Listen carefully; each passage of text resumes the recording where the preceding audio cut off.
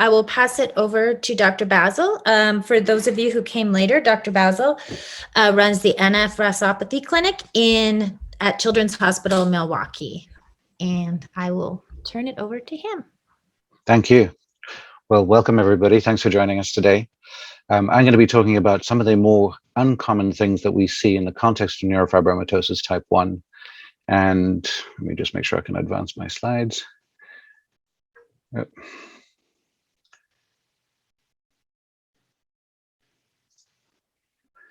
So many things worked, right? The mandatory conflict of interest. The only thing I do really is support clinical trials as part of the safety monitoring board, but it really has no relevance to what we're going to be speaking about today. So what we are going to be talking about today is, obviously from a subject matter perspective, is the uncommon things that we find in neurofibromatosis that we don't often talk about in clinics because it's often a very rare association and we don't have to think about them. And then I'm going to touch briefly on transition and just some of the resources that are out there for helping families thinking about transitioning when we have older teens who are thinking about adult care. So if we think about uncommon things, it's often helpful to think about them from a systems perspective, because that helps us really focus down onto which are the specific areas that could be involved. And obviously neurofibromatosis affects your entire body. So we're going to look at some of the things that can affect different portions of the body. Some of the things that we're not going to be talking about are things like neurofibromas, optic gliomas, cafe au lait macules. But that doesn't mean that if you have questions that specifically relate to that, you're more than welcome to ask about those questions or those things when we get to the Q&A. Just as a reminder for everybody, I assume this is common knowledge, but just a sort of a timeline of when things occur.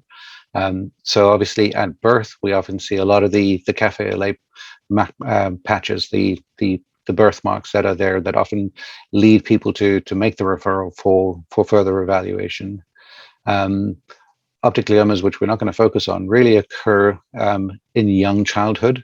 And we classically think of the peak between 2 and 5 years of age. Lish nodules, which are the tiny little bumps in the eyes that can develop over time, can occur in childhood, but are much more common in teenagers. And they're really harmless, little pigmented changes on the eyes, but they do help us from a diagnostic perspective. The other diagnostic criteria that we often look for is the skin fold freckling, so the freckling under the armpits or in the groin. And typically that only occurs from about 3 years plus, but sometimes we can see that at a younger age too. So anytime after 1 year, but really before the sort of the teenage years is when we see all of that develop. Some of the big plexiform neurofibromas, especially on the face, we tend to see those early on, and some of the bony changes that we'll discuss more in this talk, something called pseudoarthrosis, which we'll discuss a bit more. That's often present at birth. We're going to talk about phacochromocytomas, but again, it's really from the sort of the teens and later on.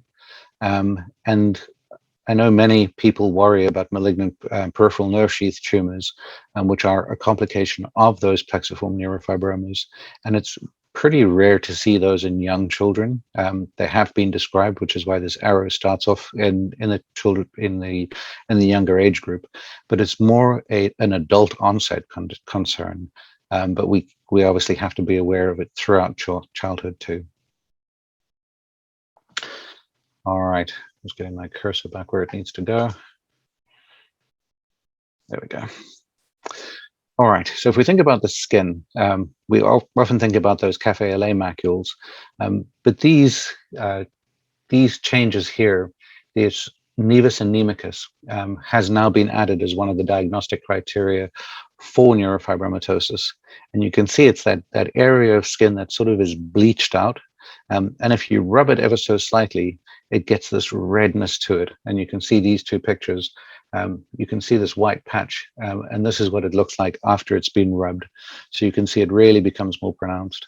And this sort of ideogram here shows you the most common areas where we can see those particular skin changes. So it's become one of the things that we notice more often, and is now one of the things that we use for a diagnosis. These yellow spots that you can see usually on the scalp, but sometimes in the groin area too, and very rarely we can see them in other parts of the body. Those are called Juvenilexanthogranulomas. And it's a big word, but really all it means is sort of a fatty type of tumor or tissue.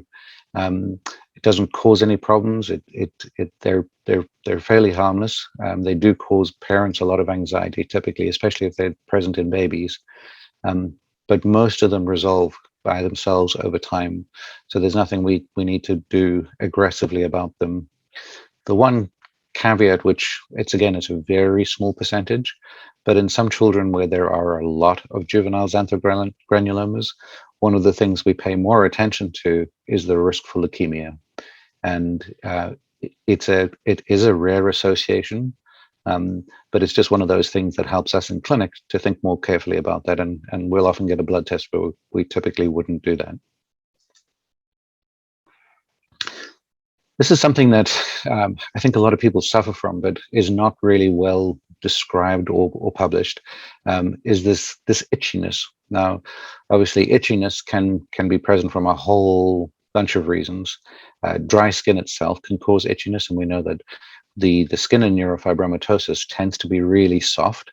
And as a result of that connective tissue sort of change in the skin, it tends to dry out. So we see a lot of eczema, we see a lot of dry skin, but sometimes that itchiness, which in medicine we call pruritus, is actually a direct relation because of the nerves that are involved, and therefore adding creams, treating it with the way we would normally treat dry skin, really doesn't help the severity of the irritation on the skin.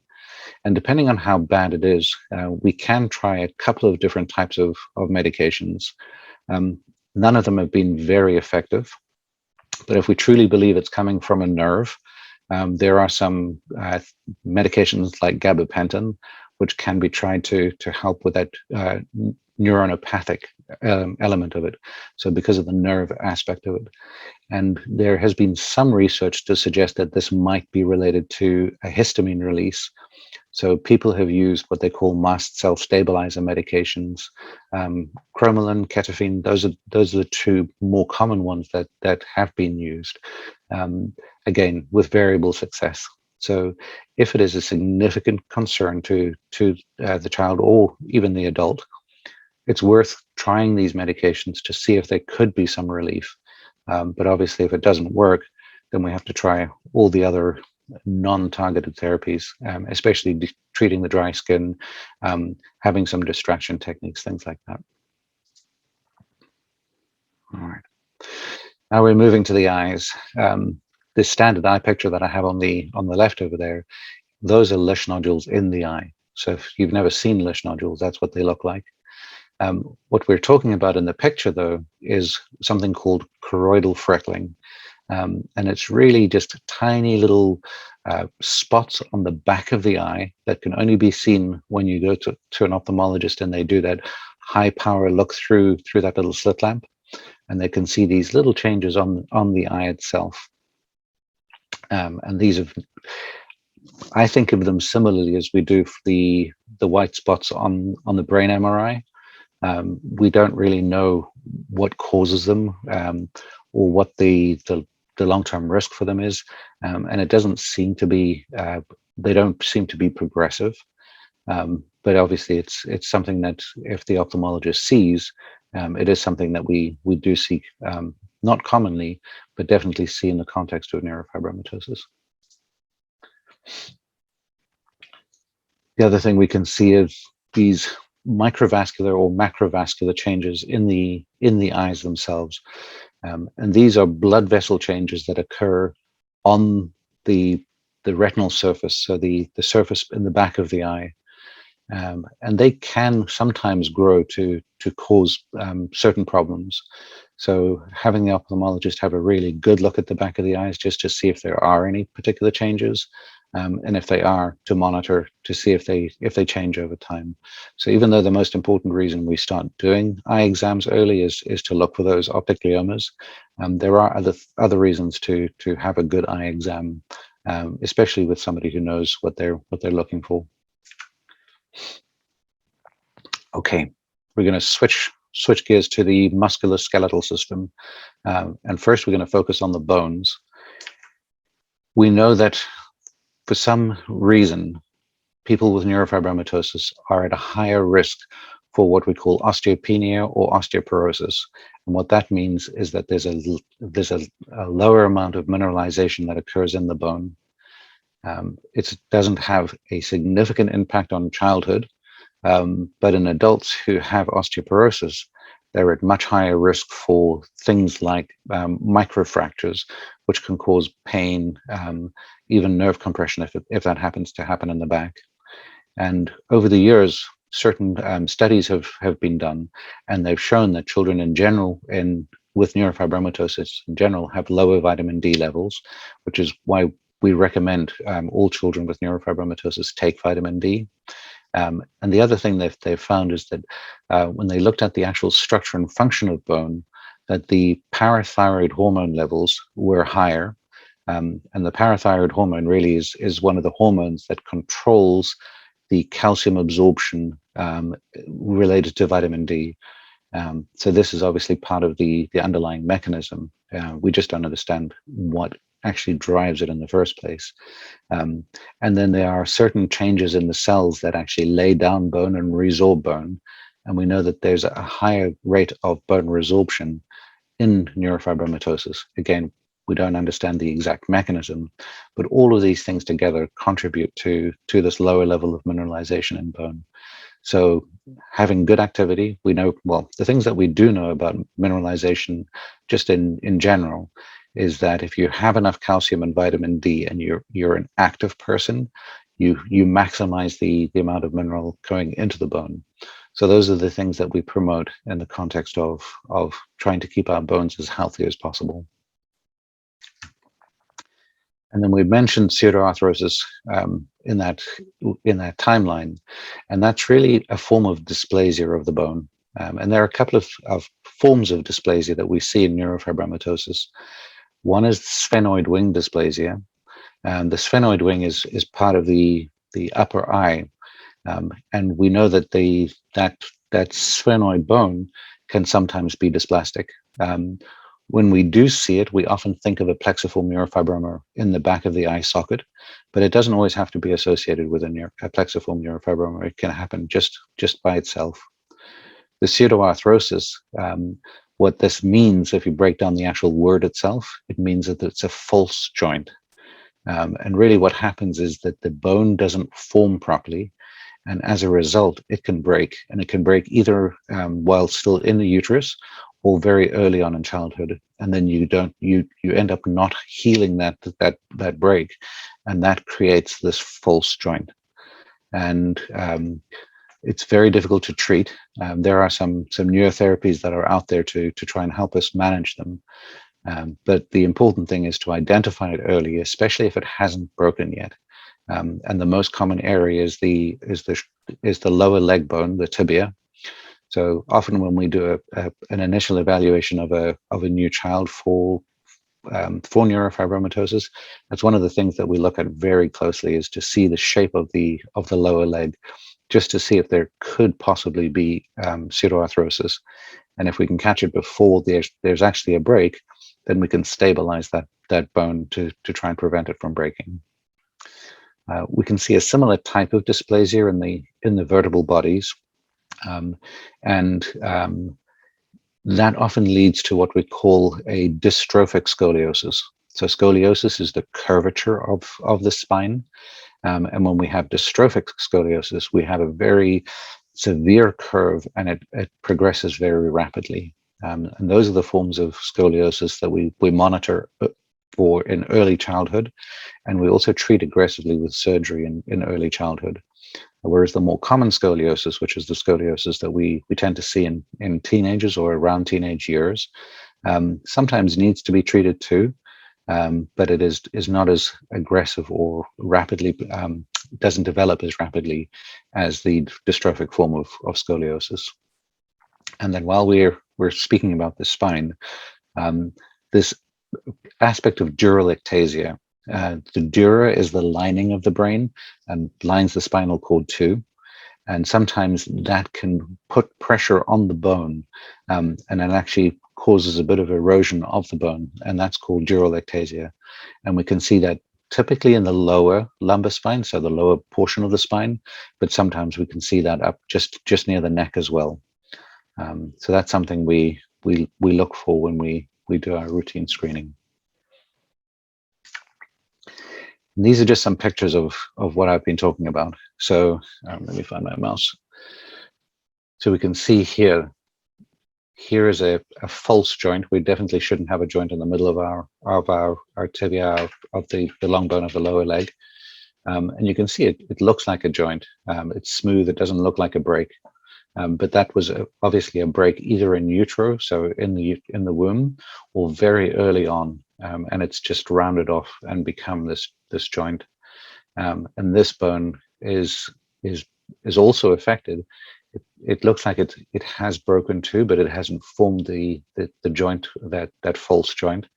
But this bone cortex would also have the same abnormal mineralization that we see in this bone that has resulted in this early break.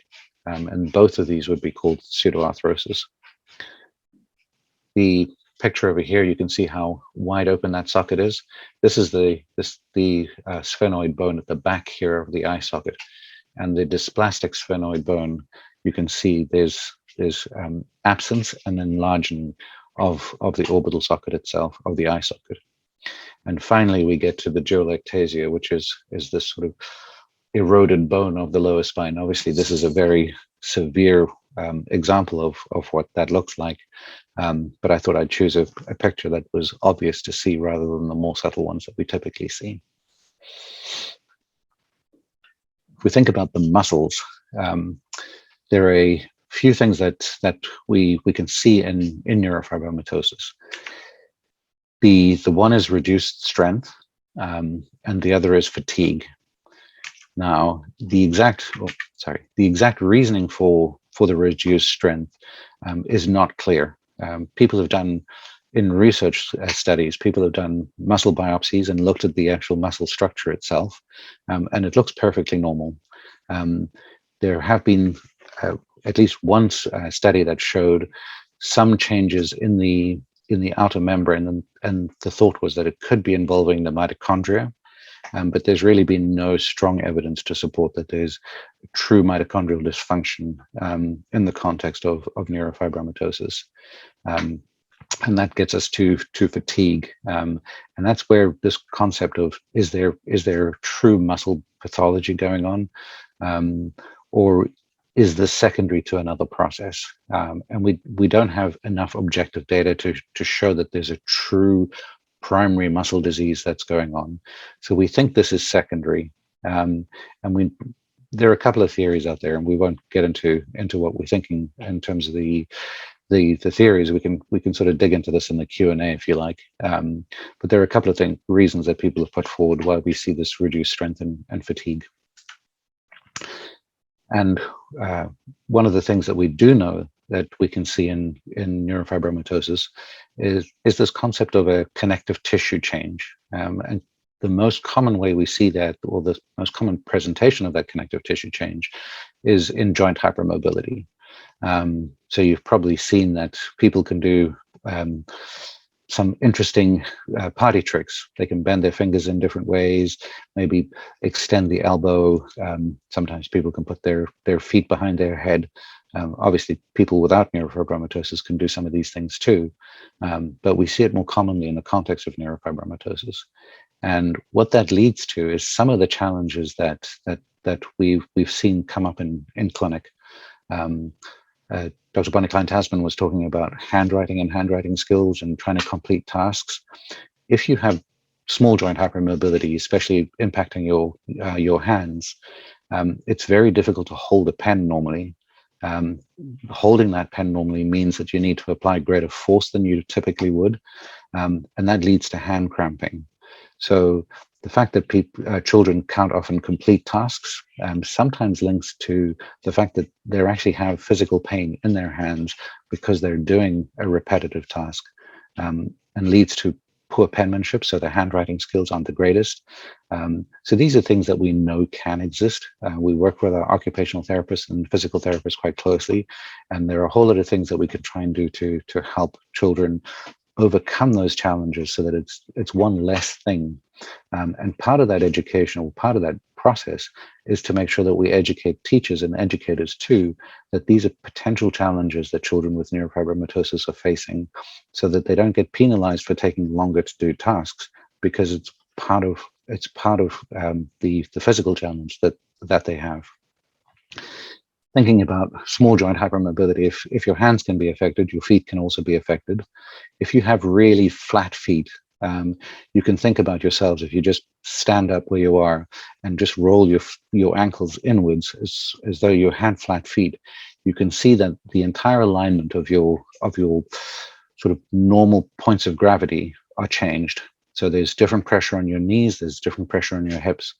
And if you think about the amount of time we spend on our feet, it stands to reason that some of those stresses become more problematic, especially if we're not addressing them, if we're not looking at the appropriate footwear, if we're not doing some strengthening exercises to make sure that we maintain good alignment.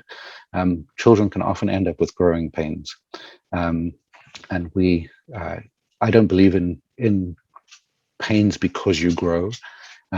So these pains that often are dismissed as growing pains are actually because of some deep stresses in the muscles resulting in pain. And if we address why that's happening, children can often be a lot more active, a lot more engaging, more willing to participate in some physical activities compared to if we don't think about these things.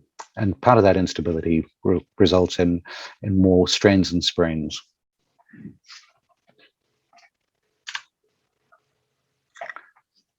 All right. Well, I'm not going to go into too much detail here because I think Dr. Bonnie Klein-Tasman did a great job of really running through some of the things that we see in neurofibromatosis. Just to highlight a few things that we know that intelligence is normal for the most part, but many people have this learning difficulty, and we won't go into the details because she really did do an incredible job of explaining all of these things. One of the things I will mention is the higher association with autism.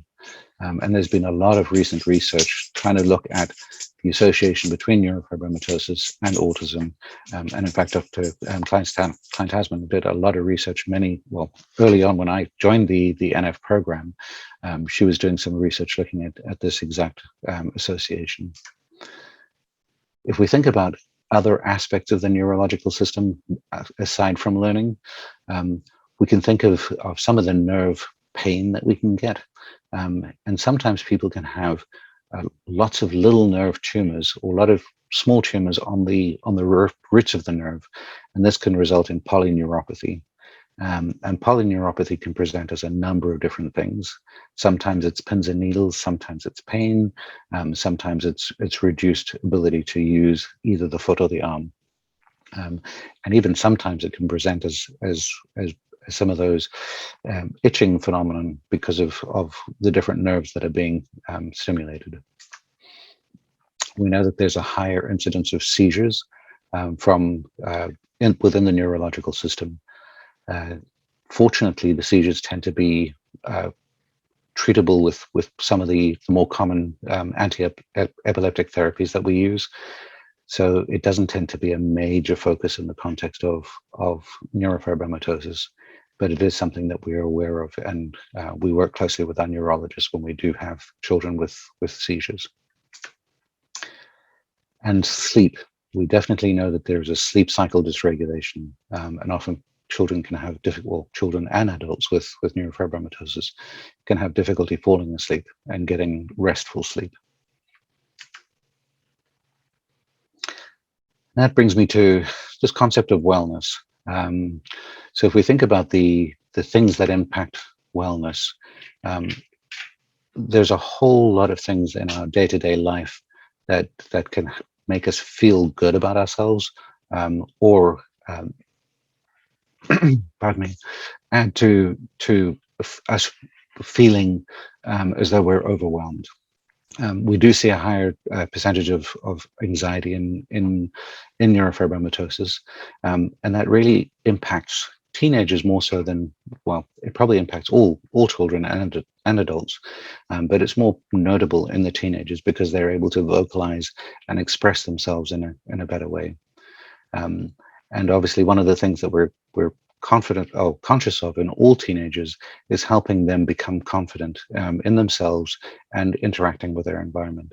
And obviously, if there are things that are impeding that ability to cope with life experiences and to interact normally socially, that can add to this overall feeling of wellness. So good sleep, good exercise, making sure we eat well, and I know COVID has put a damper on our social interaction, but really interacting with other people can help us feel better about ourselves. Okay, thinking about growth. This is not one of the uncommon things, but I think it's uncommon that we talk about it. So I thought I'd at least address the concepts of growth in neurofibromatosis today. And one of the things that we understand now about the reasoning why we have short stature generally in neurofibromatosis is because of how the pathways are activated. And I know this is a busy slide, but basically we have, this is the RAS pathway over here, and we have growth factor activation up here. So we know that typically what we do is we activate RAS, it comes down, it causes a change in gene expression, and that causes these cells here, which are forming the bone and specifically forming the growth plate. It causes them to mature more rapidly. So if you overactivate this process, what happens is that the cells that would typically take their time and elongate to form this zone of maturation and basically this part of the bone here we call the diaphysis, which is really the shaft of the bone. That portion of the bone matures more rapidly. So what you end up getting is your actual bone itself ends up being shorter than it should have been. Now, if you think of the ways we try and treat short stature, and one of the reasons why growth hormone itself doesn't affect total adult height. So if we think about treating growth failure or growth limitation in the context of neurofibromatosis, we sometimes think of that as trying to reach a more socially acceptable height at an appropriate age, knowing that we won't completely impact the overall final adult height. So we have to think about what we're doing. Some of the neuro research in these pathways is actually looking at how do we modulate this pathway specifically so that we can impact growth. And there are some really exciting studies that are being done that will bring us other forms of treatment that we can consider other than just having growth hormone.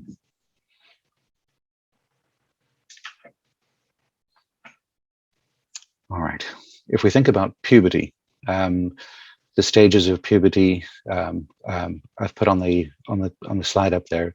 These are called the Tanner stages of puberty, and in neurofibromatosis we can see delayed puberty, and that's where we don't reach that pubertal growth kick at the appropriate age, and typically that's 13 for girls, 14 for boys.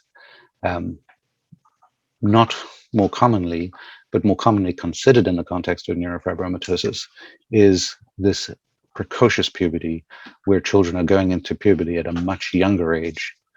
And the definitions for that would be for girls but below the age of 8, and for boys below the age of 9. And the reason we pay more attention to precocious puberty is that sometimes those tumors that sit in the middle of the brain can activate the hormones that actually cause growth and activate puberty. So if we see precocious puberty, especially in the context of neurofibromatosis, one of the first things we do is we go and look to see, could there be a small tumor in the center of the brain that could be associated with this particular change. It doesn't always have to be a tumor, so I don't want you to think that precocious puberty means that there is a tumor, but obviously that's one of the things we go looking for. All right, the vascular system. The most common thing we do think about is high blood pressure. We can see that in children and in adults. And for the vast majority of the time, it's what we call idiopathic or essential. And this is more commonly seen in the adult population. One of the things that we think about in children, especially when we see high blood pressure, is this concept of an abnormal blood supply to the kidneys. And the word that we use is renal artery stenosis. So renal being kidney, artery is the blood vessel that supplies blood to the kidney, and stenosis means that it's narrow. So it means that the kidney is not getting enough blood. And the importance of identifying this particular form of high blood pressure in children is that medication is not going to treat it. So because it's a structural or an anatomical problem, the fix has to be done to improve the blood flow to the kidney so that the kidneys can operate normally. And that's why one of the first things, once we have proven high blood pressure in children, the first thing we do is look for an ultrasound that specifically includes looking at the blood vessels that supply the kidney. And if we see some changes, then we include we'll get our friends in nephrology, the kidney specialists, involved, and they'll often do a small procedure which helps address that blood flow. And then finally, we'd mentioned phacochromocytomas.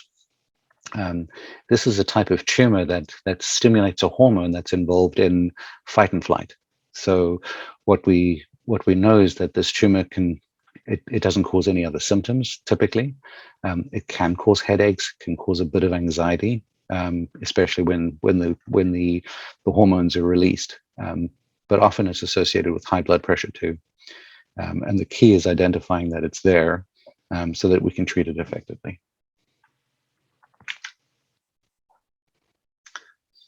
All right, if we stay on the blood vessels, blood vessel changes can occur anywhere. So it's something, as a physician in the Neurofibromatosis Clinic, I'm always aware of if there are atypical or unusual symptoms that don't make any sense.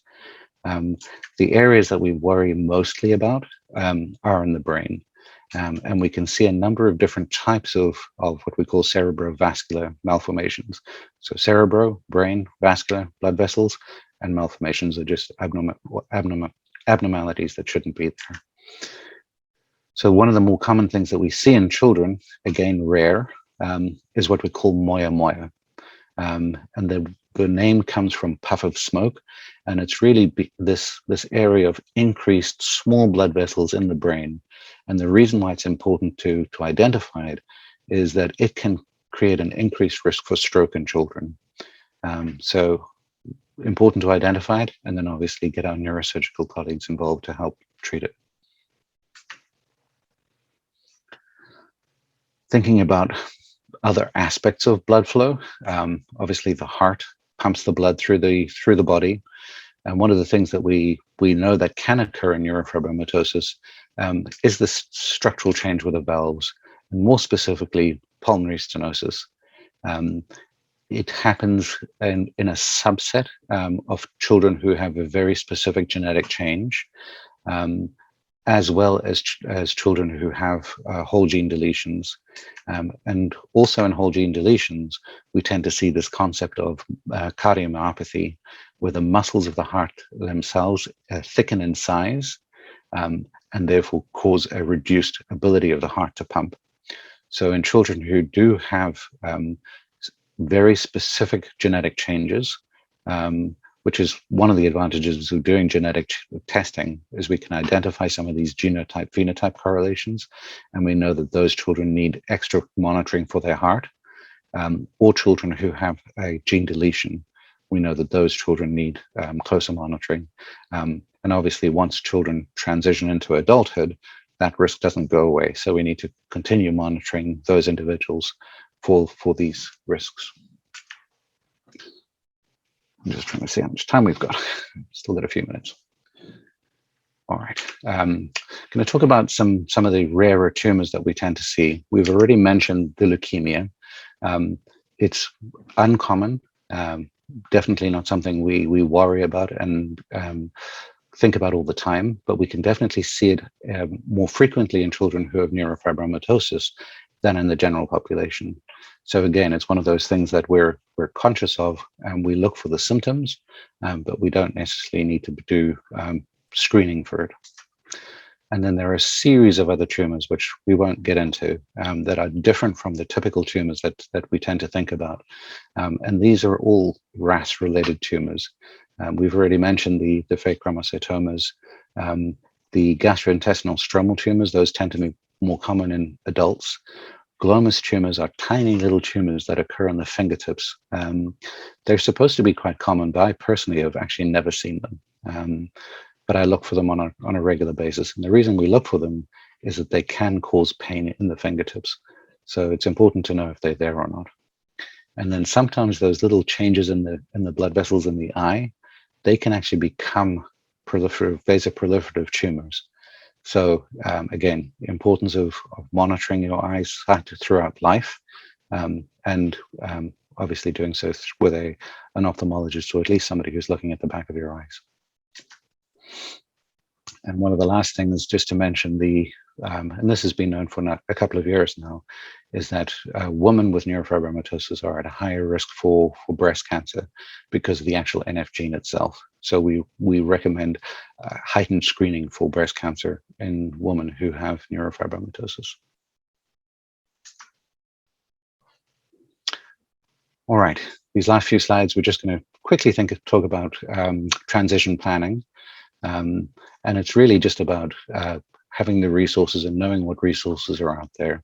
So what's the difference between pediatric and adult care? Well, in pediatrics, it's definitely child and family centered, whereas in adult care, it's patient centered. So a lot of those choices, those decisions are made by the patient themselves.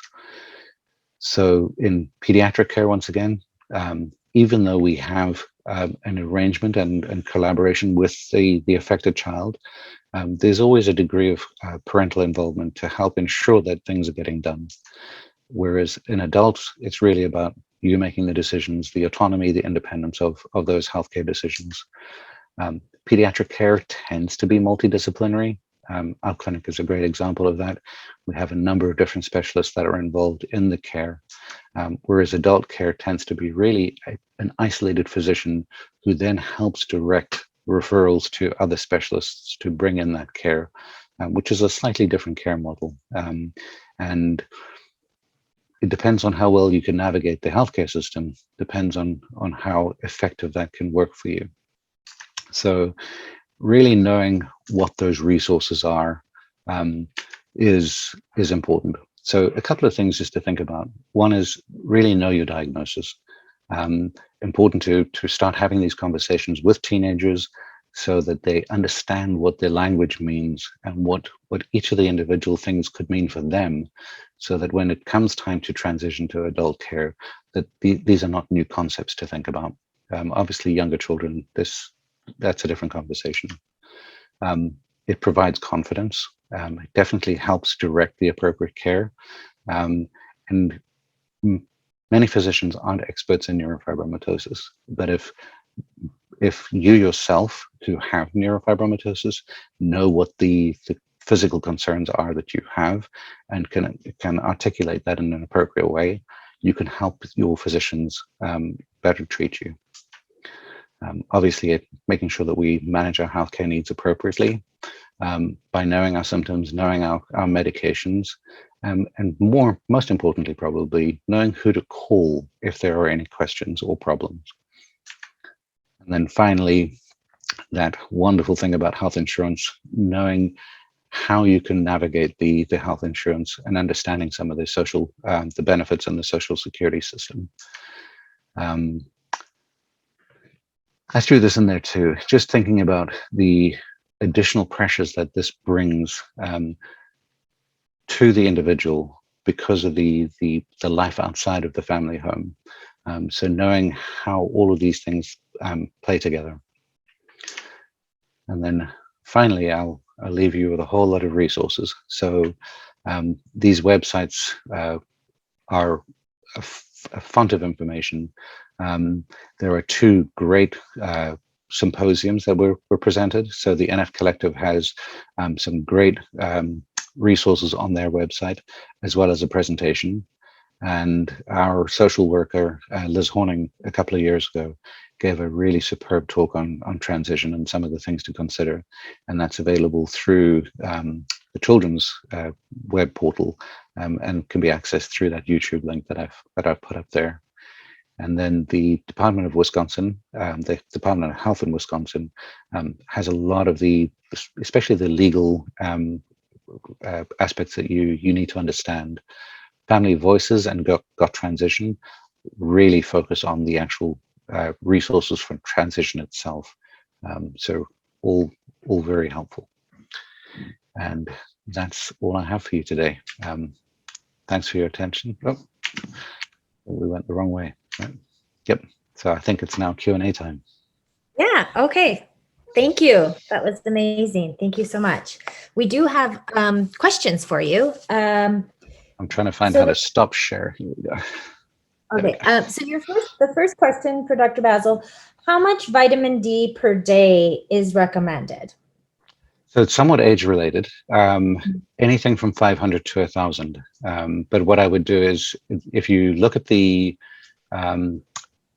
child, well, depending on the age, if you're, let's say, pre-12, probably the multivites are going to have about 500 micrograms in them. Beyond 12, they typically have 1,000 micrograms in them. So that would be a good daily dose. Just taking a multivitamin. Yep. Okay. With vitamin D. Yep. With vitamin D. Okay. The second question is a missense mutation, will that lead to a milder form of NF? No. So good question though. So when we think about genetics, there's a couple of ways that we can impact the genetic code. So missense changes are one of those. And if we think about simple sentences like the cat chased the rat, if we changed the R in rat to B, that becomes the cat chased the bat. Now, it still makes sense from a sentence perspective, and it can be read normally, but it has a different meaning, and that's sort of what missense mutations are in genetics. So the structure of the message is still okay. We can still read it, but it has a different meaning. Whereas something like if we stop the sentence after the cat chased, then that doesn't really make a lot of sense, because you're left asking what, and that's what we call the truncation variant.